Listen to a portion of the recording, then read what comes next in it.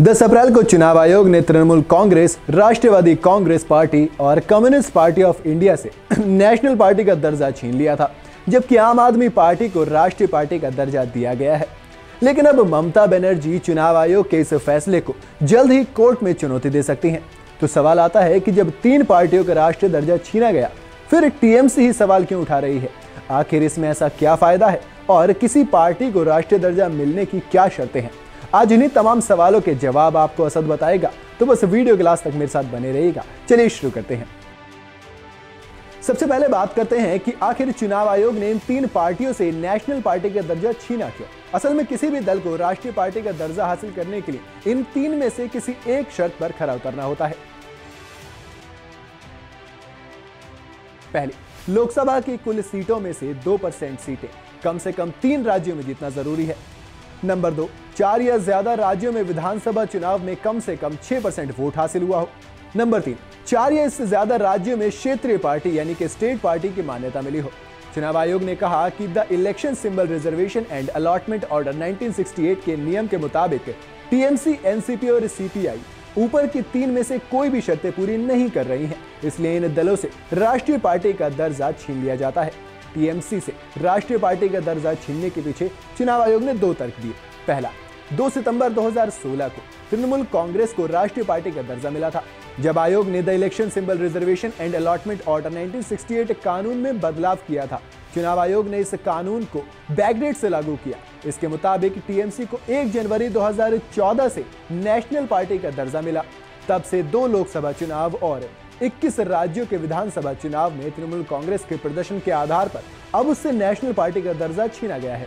Number 2, Manipur और अरुणाचल प्रदेश में TMC के पास अब राज्य स्तरीय पार्टी का दर्जा नहीं रहा है। ऐसे में कानूनन राष्ट्रीय पार्टी होने के लिए कम से कम 4 राज्यों में टीएमसी स्तरीय पार्टी होने के पैमाने को टीएमसी पूरा नहीं कर पा रही है।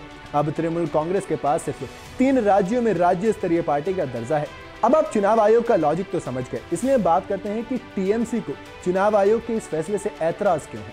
दरअसल टीएमसी के विरोध का आधार ये है कि 2016 में कानून बदला गया और इसी समय टीएमसी को राष्ट्रीय पार्टी का दर्जा मिला। नए कानून के मुताबिक पार्टियों के स्टेटस पर 10 साल बाद रिव्यू होना था, यानी कि 2026 तक टीएमसी के राष्ट्रीय पार्टी के दर्जा वापस नहीं लिया जाना चाहिए था। इसके साथ ही टीएमसी का कहना है कि नियमों के मुताबिक चुनाव आयोग को 2024 लोकसभा चुनाव के बाद राष्ट्रीय पार्टी के स्टेटस का रिव्यू करना चाहिए। इससे पहले रिव्यू करके टीएमसी के राष्ट्रीय पार्टी का दर्जा खत्म करना गलत है, ये कहना है टीएमसी का। पर यह कानूनी तौर पर कितना सही है, चलिए अब उसे देखते हैं। एक्सपर्ट्स की माने तो राष्ट्रीय पार्टी का दर्जा किसे मिलेगा, इसको लेकर विवाद है ही नहीं। विवाद टाइमिंग को लेकर है। मतलब यह है कि राष्ट्रीय पार्टी का स्टेटस कब डिसाइड और रिव्यू किया जाए। पहले हर 5 साल में इसका रिव्यू होता था, लेकिन 2016 में इसे बढ़ाकर 10 साल कर दिया गया। टीएमसी के मामले में चुनाव आयोग का कहना है कि 2014 के हिसाब से देखें तो रिव्यू 2024 में ही होना चाहिए, लेकिन लोकसभा चुनाव में सभी पार्टियों को इस आधार पर छूट मिलती है। माने जब वो नेशनल पार्टी होती है, उन्हें तो कुछ स्पेशल प्रिविलेजेस दिए जाते हैं। ऐसे में चुनाव से पहले रिव्यू किया गया है। वहीं टीएमसी का कहना है कि जब 10 साल का समय पूरा ही नहीं हुआ, तो लोकसभा इलेक्शन रिजल्ट के बाद ही ये रिव्यू होना चाहिए। अब अगर एक तरीके से देखें तो चुनाव आयोग को नेशनल पार्टी स्टेटस पर रिव्यू चुनाव के बाद ही करना चाहिए, यानी कि 10 साल वाला अगर फंडा देखें तो एक तरीके से चुनाव आयोग सही है। हालांकि नया कानून होने के बावजूद इस तरह के विवाद पैदा होने के भी 2 वजह हैं। पहली, 2016 में जब कानून में बदलाव हुआ तो 10 साल में रिव्यू कब होगा, इसको लेकर डेडलाइन तय नहीं की गई है। अगर 10 साल बाद लोकसभा चुनाव नजदीक हो तो रिव्यू चुनाव से पहले हो या बाद में, इसको लेकर भी कोई स्पष्टता है ही नहीं। इसलिए आगे इस तरह के विवाद ना हो, इसके लिए कानून में एक स्पष्टता लाना बेहद जरूरी हो गया है। अब बात करते हैं कि आखिर टीएमसी इतना बवाल कर ही क्यों रही है। आखिर इसमें नुकसान क्या क्या हुआ है टीएमसी को? राष्ट्रीय पार्टी का दर्जा छीन जाने से टीएमसी को 6 नुकसान होंगे। पहला, टीएमसी का पूरे देश में एक चुनाव चिन्ह नहीं रहेगा। जिन राज्य में टीएमसी को राज्य स्तरीय पार्टी का दर्जा नहीं है, वहां किसी दूसरे कैंडिडेट को भी ये चुनाव चिन्ह मिल सकता है। नंबर 2, अब टीएमसी के उम्मीदवारों को नामांकन दाखिल करने के दौरान 1 से ज्यादा प्रस्तावक की जरूरत होगी। नंबर 3, दिल्ली में दफ्तर खोलने के लिए सरकारी जमीन या बंगला नहीं दिया जाएगा। नंबर 4, किसी चुनाव में स्टार प्रचारकों की संख्या सिर्फ 20 की रहेगी।